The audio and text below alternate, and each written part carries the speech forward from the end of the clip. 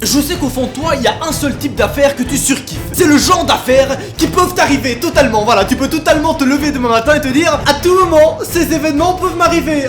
Oui, c'est exactement ce type d'affaires dont on va parler dans cet épisode. Ta gueule, Lordi, vraiment pourquoi tu parles pendant que je tourne? Appointment was actually the word he used, and he didn't never return. Bienvenue pour un nouvel... Oula, attends, pardon, j'ai oublié de te donner une petite information plutôt piquante, histoire de captiver ton attention. On possède actuellement les enregistrements vidéo du meurtrier. Et je vais te les montrer dans cette vidéo. C'est bon? J'ai ton attention? On peut commencer avec l'épisode? On peut commencer avec un petit bienvenue dans Thread Paranormal.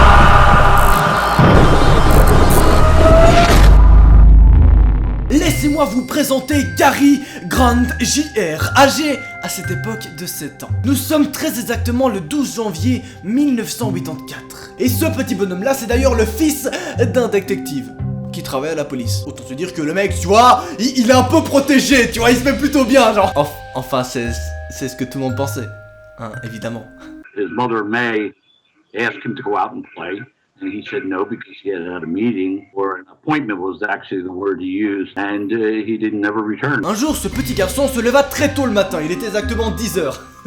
C'est vachement tôt, je sais. Non mais pour un youtubeur, c'est plutôt tôt, 10h. Je rigole, ça va, je fais des... en vrai, je travaille, ok? Ce petit bonhomme se lève donc le matin à 10h, descend les escaliers de sa maison et va devant sa mère. Sa mère est là en mode hey Gary, qu'est-ce que tu fais déjà réveillé à ce moment-là? Parce que oui, tous les dimanches, habituellement, il se réveille plutôt vers 11h, 11h30, tu vois, c'est un petit peu un grasse matinée man, t'inquiète pas. Il a peut-être un peu trop joué à Fortnite, oui, parce qu'il y avait déjà Fortnite en 1900, t'inquiète pas. Il répond donc à sa mère avec une fierté extrêmement grande. Mais maman, t'inquiète pas, j'ai eu un petit rendez-vous, je t'en ai parlé hier. On a rendez-vous à 11h, donc je suis déjà réveillé maintenant. La mère, très amusée, en mode il va pécho, mon fils va pécho. Donc évidemment, elle va lui dire t'inquiète pas, fonce, vas-y, fais-toi plaisir. Ken un bon coup, ça fait du bien. Non, je rigole, le mec a 7 ans, faut pas déconner. Donc bon, Gary prend son petit goûter, son petit donut, met son petit sac et sort de la maison. Il prend donc le petit chemin qu'il prend habituellement pour voir ses potes. Et là, on n'a rien. Enfin, presque. Car durant 24 heures, on n'a aucune nouvelle de Gary. We found him on the 14th of January, 2 days later, with his head buzzed. Le lendemain, la mère appelle la police. La police va donc très rapidement enquêter, puis les autorités vont retrouver le corps de Gary étalé sur le sol et le cerveau totalement arraché et éclaté. Ah non mais à aucun moment je t'ai dit que c'était une affaire chillos tranquillement. Ah non, là vraiment tu t'accroches dans ton lit, tu prends tes petits popcorn, tu te mets à l'aise. Tu vas même m'ajouter sur Instagram là maintenant tout de suite évidemment. Oula, pourquoi tu bouges là? Wow, je suis hanté. Oui, parce que comme d'habitude, tu auras des bonus à propos de cette affaire directement sur mon Insta. Bang, bang, bang. Après, si entre toi et moi, tu aimes bien te faire flipper, tu peux aussi t'abonner à ma chaîne et activer la cloche. Voilà, Ce qu'on va retrouver sur les lieux du crime, en plus du cadavre de Gary, c'est une batte. Une putain de batte, tu vois, le genre de batte, t'arrives et tu... Cette batte est tacheté de sang, mais le cerveau de Gary n'est pas présent, en tout cas pas tous les morceaux. Il y a une grande partie du cerveau qui n'est pas là. C'est très étrange, hein, on va pas se mentir. Bref, les jours avancent et les semaines s'écoulent. Au début d'ailleurs, l'enquête se passe vachement bien et ils ont même un premier suspect qui pourrait paraître plutôt crédible à première vue. Ce suspect-là, c'est le petit Carl Boo Mason, un ami de Gary qui lui est âgé de 12 ans. Il était en effet la dernière personne à l'avoir vu en vie. Après une interrogation, Boo admet alors qu'il a tué Gary et s'est arrêté. Et là tu vas me dire, ok c'est triste, hein, ces deux gamins qui sont disputés, et voilà, il y a pas de paranormal, on va dire, genre, c'est la fin de l'affaire, c'est là, genre. Tu te fous de ma gueule. Tu crois vraiment que je vais parler d'une affaire comme ça si ça s'est résolu? Non. Non, c'est pas lui qui a tué Gary. Non, ça va bien plus loin. Le problème étant que lors de son interrogatoire, la pression sur le petit Boo était si énorme qu'il aurait pu avouer n'importe quel meurtre, même celui d'Elvis Presley finalement, hein, si on l'avait pas demandé. Et lorsque cet état de fait est reconnu, le jeune Boo est directement relâché et les policiers doivent repartir de zéro. Étrangement, quelqu'un aurait donc énormément stressé le petit Boo pour qu'il avoue le crime. Cependant, les policiers remarquent très rapidement qu'il est extrêmement stressé et trop stressé pour que ça soit réellement un psychopathe, tu vois. Non, en fait, on l'a juste forcé à avouer qu'il avait commis un meurtre, alors que c'était pas le cas. Pourquoi? Qui voudrait buter un enfant de 7 ans et cacher son meurtre, prendre le cerveau? What the fuck is this? What the fuck? Oh, tu vas avoir des réponses très bientôt, t'inquiète pas. Oublie pas ce que j'ai dit à l'intro. Non, mais tu le gardes quelque part dans le cerveau et voilà, tu mémorises, hein. Les enregistrements audio, tu t'en rappelles, ça va venir, t'inquiète pas. À ce moment précis, l'enquête est donc à un point mort. Durant 2 ans. Come forward. It's very important to me, not only to me, but it's important to anybody else who has a child out there. You would think that, or anybody who has an unsolved crime, for that matter. If you have the information, and even though you might think it's the smallest piece of information or insignificant, contact the Atlantic County Prosecutor's Office. Jusqu'à ce que quelqu'un écrive une confession sur une voiture de police. Cette confession, c'est celle-ci. On retrouve, écrit sur la voiture, « Gary Grant est mort. Je suis vivant. Cependant, un autre mourra le 12 janvier si tout se passe comme prévu. » T'imagines la tête des policiers à ce moment-là, tu vois. Là, ils sont en mode, « Ok, on a un problème, les gars. Là, on a un souci. On a comme un petit problème, genre... » Mais visiblement, tout ne se passa pas comme prévu, puisque personne ne trouva la mort le 12 janvier. Ou du moins, ce que l'on sait à ce moment-là. À la place, on trouva un autre message écrit sur un mur. Ce message, c'est le suivant. Gary Grant Jr. vit.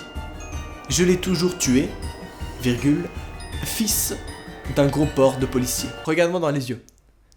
Cette phrase n'a aucun sens. De 1, on peut en parler. La phrase n'a aucun sens. De 2, qui est ce gros taré? Voilà, c'est aussi un problème. On peut aussi en parler. On en parle vite fait? Ok, d'accord. Et putain de merde, l'enquête paraît interminable. Les policiers arrêtent pas de rechercher partout sur les murs une empreinte, n'importe quoi. Mais ce mec est beaucoup trop doué. Ce mec, je sais pas, il a une méga combinaison du futur qui lui permet d'expédier aucune putain d'empreinte digitale. Rien. Alors un communiqué quelques années plus tard disait ceci. La police ne retrouva jamais l'auteur de ces graffitis et l'affaire resta sans suite durant 30 ans. On ne sait pas si ces messages ont été écrits par le meurtrier ou par une personne random. Mais... Et là, c'est le petit moment stylé, tu vois, c'est le petit moment plutôt badass, on peut le dire directement, hein. Nous sommes en septembre 2015. Enfin, on est en septembre. Ah, quand je te raconte. Pas maintenant, là on est en 2019, hein. T'as compris, arrête de me péter les couilles là, hein. Nous sommes donc en septembre 2015. T'arrêtes de me péter. Pardon, je suis en train de m'énerver contre tout seul. Bref, nous sommes en septembre 2015. Le père du petit garçon Gary Grant, SR, qui est désormais à la retraite, se replonge dans le cas. Parce que, comme je l'ai dit au début, son père là. C'est donc bien un putain de détective, hein, donc ce mec est censé pouvoir enquêter, hein, et tu t'en doutes bien que lorsqu'un détective retrouve pas le meurtre de son propre fils, ah c'est pas cool comme sensation, tu vois, donc il va littéralement passer toute sa vie, ou plutôt la fin de sa vie, à rechercher qui est le meurtrier. C'est donc quelques mois plus tard qu'il va tomber sur un enregistrement audio datant de 1986. C'était un appel anonyme d'une personne qui avouait être le meurtrier de Gary. Police and fire. Oh yes. Is it possible for me to collect the reward on my own self for the murder of Gary Grant? No. How's if I did it myself and I want to collect the old reward? If you did it? Yeah. L'homme, au bout du fil, demande tout simplement s'il peut voir la récompense promise pour sa propre capture sur le meurtre du jeune homme. Même si c'est en réalité lui le meurtrier. C'est-à-dire que le mec veut de la thune pour qu'on le capture. Oui? Bon. What the fuck? Well, suppose I hook you into the Detective Bureau. No, it's okay. I mean, that's on the... Make sure they know that's not a crank call. You'll never be able to catch them. Il déclare ensuite à plusieurs reprises que la police ne l'attrapera jamais. On remarque que sa voix n'est pas modifiée. S'agit-il alors du meurtrier de Gary ou d'un malade qui voulait se faire remarquer? Dans tous les cas, comme le dit le site E-Tech, il semble très étrange que cet appel n'ait pas été pris au sérieux à l'époque. 30 ans plus tard, il sera sans doute difficile pour le père de Gary de retrouver cette personne, car oui, après cet appel, la police s'en est littéralement battu les couilles, ou alors ils ont arrivé à la conclusion que c'était juste un putain de prank. Même si l'appel disait l'inverse. Est-ce que vous voulez ma théorie à moi? Personnellement, ce que je pense, c'est que la personne qui est derrière ce putain de meurtre est un putain de gros psychopathe, putain d'intelligent, mais qui utilise son intelligence pour faire des trucs pas cool. Oui, je fais toujours tout en cover, voilà, je fais toujours des petites musiques de ma vie. Oui, parce que pour avoir un talent aussi développé que ce mec, hein, il faut bien savoir qu'il a caché la totalité des putains d'empreintes digitales qu'il pouvait laisser n'importe où. Le mec se balade en combi, on peut en parler, le mec a même pas perdu un cheveu, rien. Vraiment, il était dans une putain de combinaison, on sait pas trop comment, mais en tout cas...